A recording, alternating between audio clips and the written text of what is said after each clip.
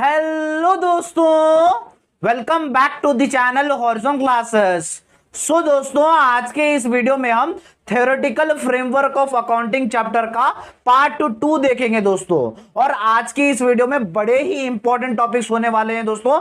आज की इस वीडियो आपके लिए बहुत ही जरूरी है दोस्तों, क्योंकि हमारे आज के टॉपिक का नाम है दोस्तों अकाउंटिंग टर्मिनोलॉजीज, यानी अकाउंटिंग टर्मिनोलॉजीज, यानी दोस्तों अकाउंटिंग में जो मोस्टली इंपॉर्टेंट टर्म्स या तो फिर मोस्टली इंपॉर्टेंट कॉन्सेप्ट जो रहते हैं, जो आपको पूरे अकाउंटिंग जब आप फर्स्ट चैप्टर से लेके 5th चैप्टर तक या तो फिर नेक्स्ट सर्म या तो फिर नेक्स्ट ईयर में जाओगे, ये आपको टर्म्स हमेशा यूज होंगे दोस्तों।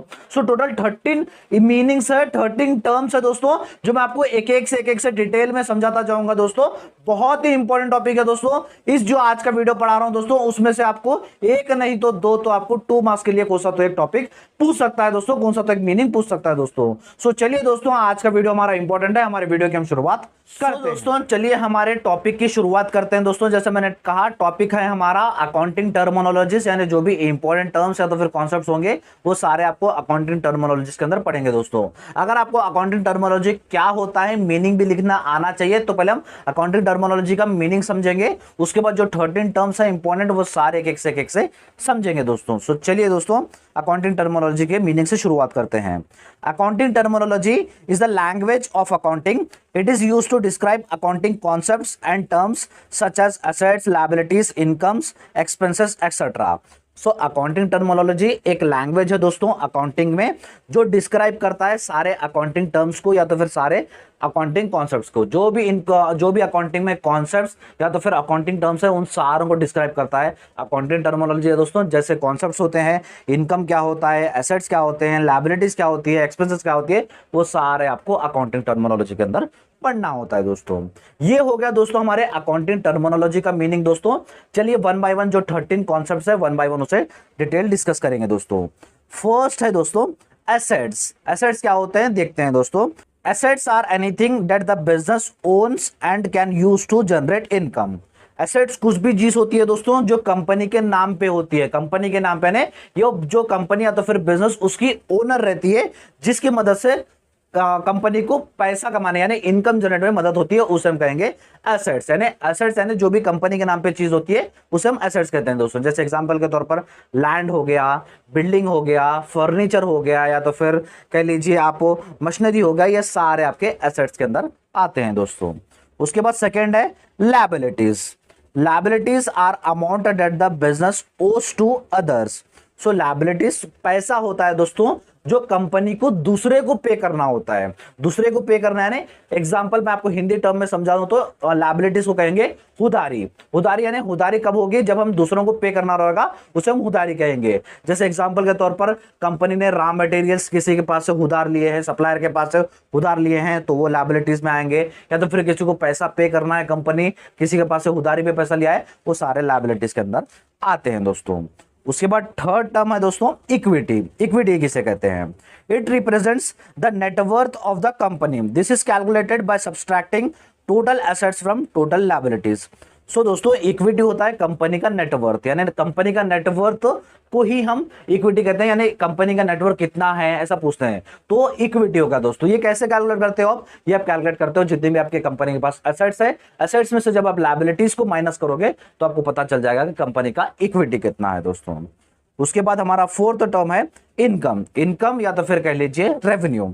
Revenue is the income of a business. It is generated from the sale of goods and services.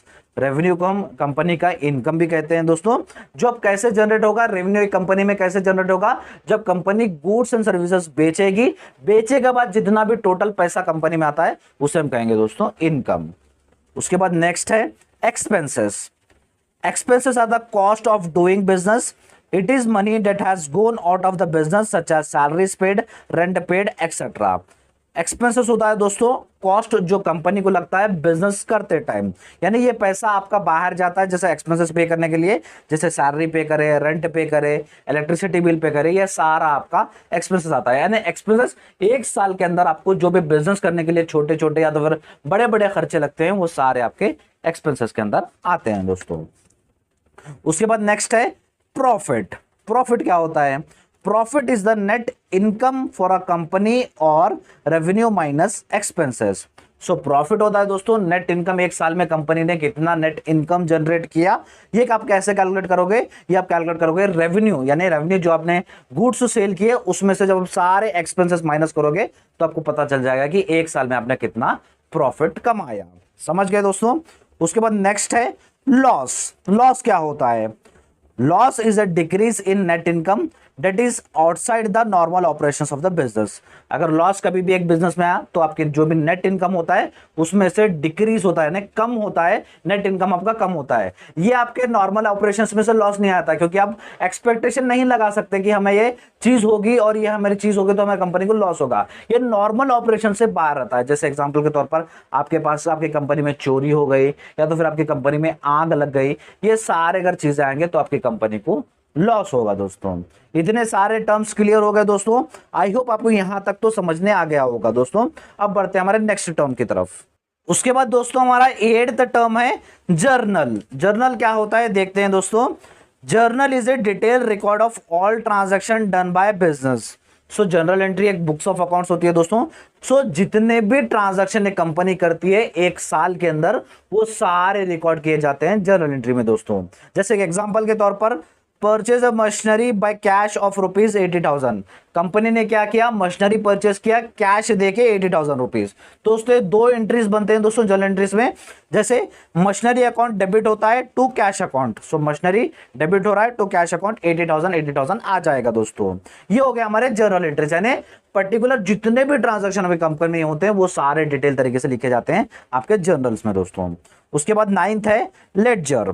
Ledger क्या होता है? A ledger refers to a books that contains different accounts where records of transaction pertaining to a specific account is stored. So दोस्तों ledger क्या होता है? Ledger एक book होती है जिसमें डिफरेंट अकाउंट्स होते हैं। जो ट्रांजैक्शन एक अकाउंट्स के रिलेटेड होते हैं उस अकाउंट में वो ट्रांजैक्शन लिखे जाते हैं दोस्तों। जैसे एग्जांपल के तौर पे दोस्तों अब जैसे मशीनरी का अकाउंट है। सो एक साल में आपने जितने भी मशीनरी आपके परचेस किए या तो फिर सेल किए वो सारे मशीनरी अकाउंट में रिकॉर्ड होंगे दोस्तों।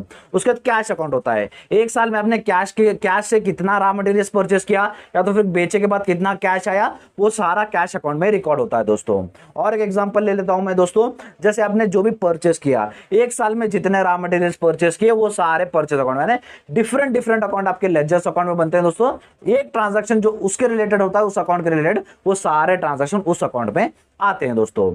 ये हो गया हमारा लेजर क्या होता है। उसके बाद नेक्स्ट है दोस्तों trial balance. Trial balance is a financial report showing the closing balances of all accounts in the general ledger at a point in time. So दोस्तों ट्रायल बैलेंस क्या होता है? एक फाइनेंशियल रिपोर्ट होता है। जितने भी आपने अब तक लेजर अकाउंट्स बनाए थे दोस्तों, लेजर अकाउंट्स के क्लोजिंग बैलेंसेस जो होते हैं वो सारे एक जगह लिखता है दोस्तों।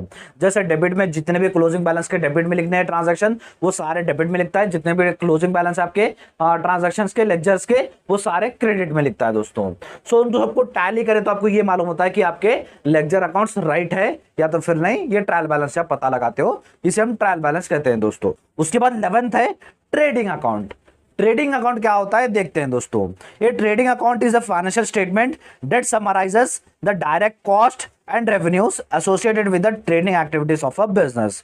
सो ट्रेडिंग अकाउंट एक फाइनेंशियल स्टेटमेंट होता है दोस्तों। सो जितने भी आपके कंपनी में डायरेक्ट कॉस्ट होते हैं या तो फिर डायरेक्ट रेवेन्यू आपने जनरेट किया है वो सारा आप रिकॉर्ड करते हो आपके ट्रेडिंग अकाउंट में दोस्तों। यानी डायरेक्ट कॉस्ट जितने में होते हैं, डायरेक्ट कॉस्ट जैसे वेजेस आप डेली पे करते हो या तो फिर आपके शिपिंग कॉस्ट, ये सारे डायरेक्ट कॉस्ट हो गए दोस्तों। वो डायरेक्ट कॉस्ट आप ट्रेडिंग अकाउंट में लिखते हो। या तो फिर रेवेन्यू हो रहा है, रेवेन्यू डायरेक्ट रेवेन्यू जनरेट हो रहा है, सेल्स कर रहे हो डायरेक्ट रेवेन्यू आ रहा है, सेल्स का रिकॉर्ड होता है ट्रेडिंग अकाउंट में। सो जितने भी आपके डायरेक्ट कॉस्ट या तो फिर डायरेक्ट रेवेन्यूज लगते हैं वो सारे आपके ट्रेडिंग अकाउंट में आते हैं दोस्तों। और ट्रेडिंग अकाउंट में जितने भी आपके फैक्ट्री एक्सपेंसेस रहते हैं वो फैक्ट्री एक्सपेंसेस सारे आपके ट्रेडिंग अकाउंट में ही आते हैं दोस्तों। उसके बाद हमारा 12th है प्रॉफिट एंड लॉस अकाउंट, जिसे हम आज इनकम स्टेटमेंट भी कहते हैं दोस्तों। ये profit and loss account is a financial statement that summarises the revenues, costs, expenses, and profit and loss of A company during a specific period.